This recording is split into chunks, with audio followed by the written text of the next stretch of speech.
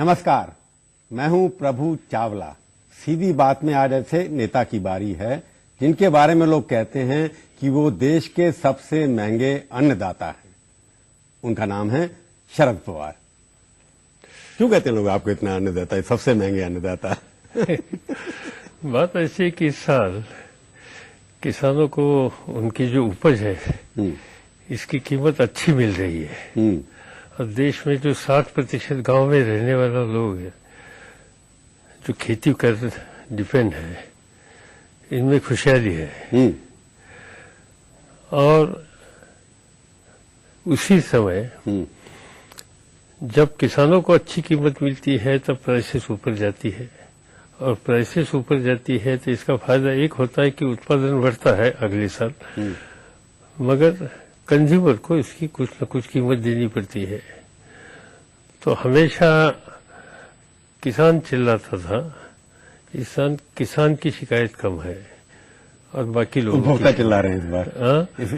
तो आप किसान, क्योंकि आप किसान के साथ है ना, आपका दिल तो ऐसे नहीं, हम दोनों के साथ है, क्योंकि हमने जो हमारी जो नीति है इसके माध्यम से जो दारिद्र्य गरीबी के रेखा के नीचे रहने वाले लोग हैं और इससे भी जो गरीब लोग हैं, इन लोगों को हम जो अनाज देते हैं पब्लिक डिस्ट्रीब्यूशन सिस्टम से व्हीट गेहूं, इसकी कीमत 2002 में तय की है, वही आज है। शरद, आप जो, मैं आपकी बात ठीक समझा, आप कह रहे हैं कि महंगाई के लिए किसान जिम्मेवार है, इस बार शरद पवार जिम्मेवार नहीं है। किसान बढ़ा रहा है कीमतें? नहीं, बिल्कुल नहीं, कीमतें हम तय करते हैं। कीमतें आपने तय की ना, आपने किसान खुशहाल है, प्रोडक्शन बढ़ा है 7%, तो किसान के पास पैसा ज्यादा मिल रहा है। नहीं, एक है कि इसकी परचेसिंग पावर इम्प्रूव हो रही है, बात माननी पड़ेगी।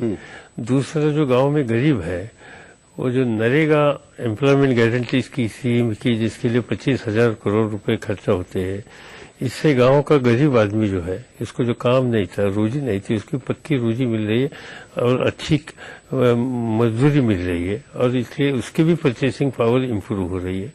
मतलब मांग बढ़ रही है, इसलिए महंगाई बढ़ रही है। बेसिकली डिमांड भी बढ़ रही है और खरीदने की ताकत भी बढ़ रही है। मैं, अगर शरद कृषि मंत्री आप हैं, मैं आपको अन्नदाता बोल रहा हूं, अगर आपसे पूछूं कि महंगाई बढ़ने के पीछे कारण क्या है, शरद पवार की गलत राजनीति या किसानों की अपनी जिद? तो मुझे बहुत खुशी है कि पूरी देश की आर्थिक नीति तय करने का अधिकार किसानों को मिल रहा है, ऐसे आप कहते, तो मुझे खुशी है इसकी। मगर सिंपल ये बात है कि हम सीमित, हमारी जिम्मेदारी एग्रीकल्चर प्रोड्यूस तक है। सीमेंट की कीमत बढ़ गई या स्टील की कीमत बढ़ गई या कारों की कीमत बढ़ गई या पेट्रोल की कीमत बढ़ गई या मिट्टी के तेल की कीमत बढ़ गई, ये गांव के किसान की जिम्मेदारी इसमें आती नहीं है। एक ओवरऑल ग्लोबल जो फिनोमिना होता है, ट्रेंड होता है, इसका असर इसके ऊपर होता है।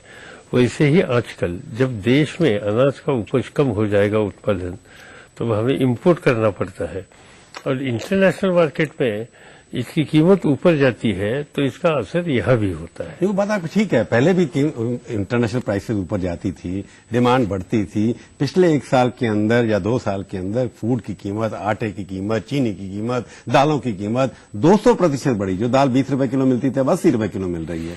जो शुगर पहले 12-15 रुपए किलो बनती थी, आज 34-35 रुपए किलो मिल रही है। सिंपल बात यह है कि अभी दालों की कीमत 80 रुपए तक गई थी, ये बात सच है, इसमें कोई दो राय नहीं।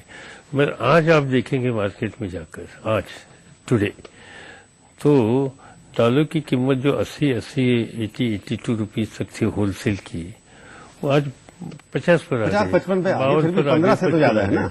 हाँ, क्योंकि एक दिन में पूरा ऑप्शन है। जब इस साल एक ऐसा साल हो गया कि देश के राज्य सरकारों ने 312 डिस्ट्रिक्ट में खरीफ हंगाम में बारिश कमी था और इसलिए सूखा अनाउंस किया, वहां फसल ले नहीं सके, ये इन्फॉर्म किया।